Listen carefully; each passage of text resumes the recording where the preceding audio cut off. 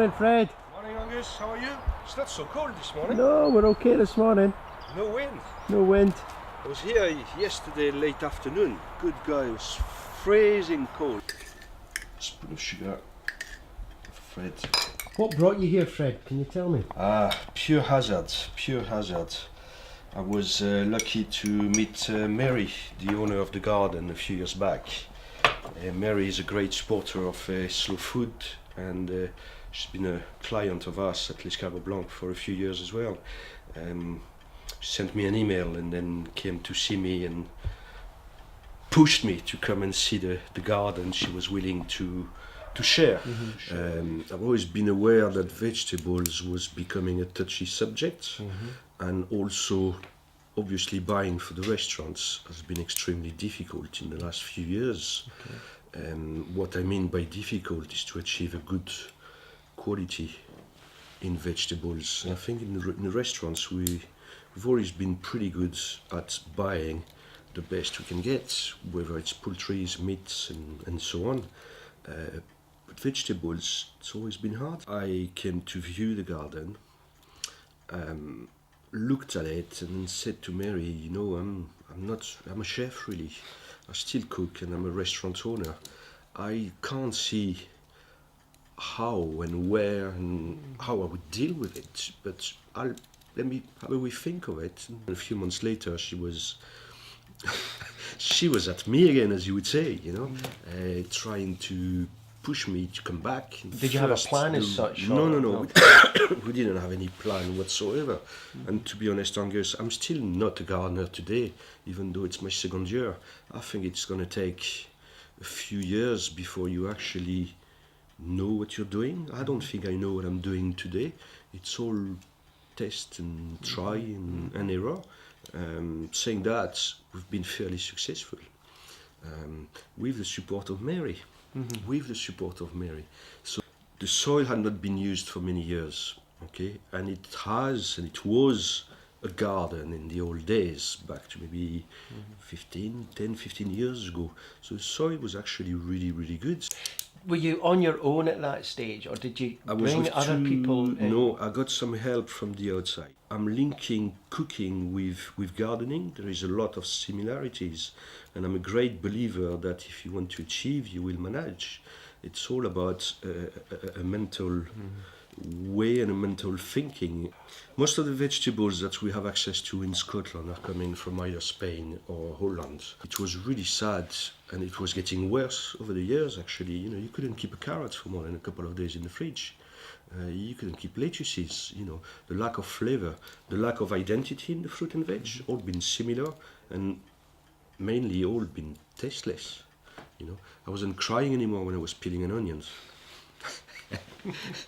It sounds funny, it is actually a funny thing to say, but that's the reality. I ended up with onions that wouldn't cook in a pan, that was just melting into water, no flavor, nothing there. You could use 2, 3, 4, 5 kilos of onions to make a soup, you would still have no flavor in it. How are we going to get some decent vegetables? Now bear in mind the size of the garden we have today is not enough and big enough to supply what we would need in the restaurants. I've looked at what I could grow on a regular basis, okay, that would grow fairly quickly, that I could pick fairly quickly after putting that seed in the soil just to keep me going. You know, from a seed you can get a good lettuce within 3 to 4 weeks.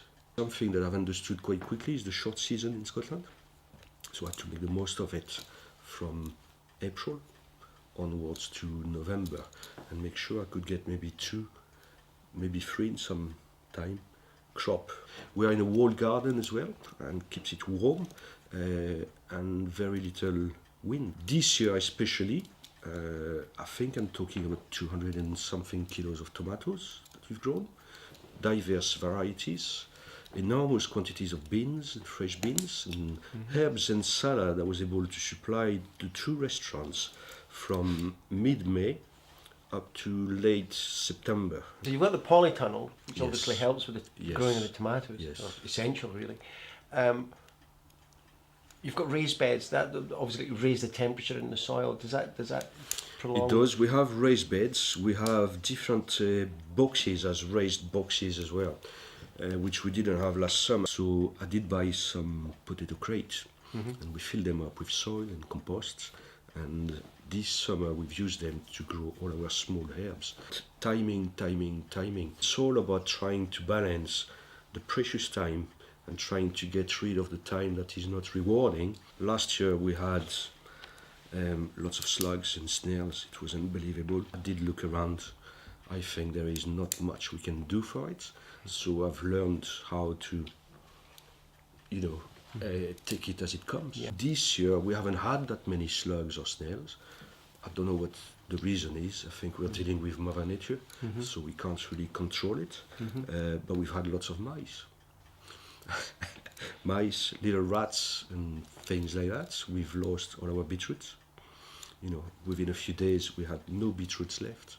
We've decided to go organic with Mary. I mean, she was organic before. She never used any pesticides or any weed killer or anything like that. So we take it as it comes. We have a cat. We have Coco the cat. That cat's been proved to be a real hunter, and we have nearly no mice left in the boxes, but they've gone somewhere else. This will never grow, and from Mary as well. Fred, waste of time, this will never grow, and this will never grow. And you see, in my life, each time I've been told this, it's giving me even more power to actually achieve it. So lots that we have grown, that's, to some big surprise. Well, at that point, shall we go out and have a look then? Yes, of course. So that's us, Angus, Newton Garden, Newton Wall Garden. We still have a few vegetables around us, a few leeks here, a good handful of turnips, more leeks at the back. We still got a bit of chard, what's left of sedge, and obviously there's not much left around, but we still have a fair bit of different herbs, leaves and dill, bit of coriander. There's a good mix here that's still going. You see, as I was saying early on, in vegetables, I think it's people awareness, which is probably a bit less with vegetables than it is with meat. I think today we're talking about quality of meat, and I think in people's minds, vegetables is a vegetables. I think there is a lot less awareness about vegetables. Over the years I have seen definitely the quality of vegetables just going down and going down. Carrots with absolutely no flavor in them, no taste, no structure, no color. We've seen that with salads. People should think a bit more and be a bit more aware about what's happening in the world of vegetables. And this is really something that has struck me over the last few years. Once the garden was a great opportunity, and it's been absolutely marvelous over the last 2 years to reconnect. And that's me as a chef saying that, reconnect with the texture of vegetables, flavor of vegetables. The first carrots we've had in here, the first lettuces, the dill, the coriander, the parsley. It's been absolutely amazing having, something knocking your mouth and telling you, I am a coriander, I am a carrot. There is one thing, really a strong thing that I've noticed on the first few times I've enjoyed my vegetables. After a meal, my body was telling me thank you. It was saying thank you to me. Thank you, you just gave me some nutrition.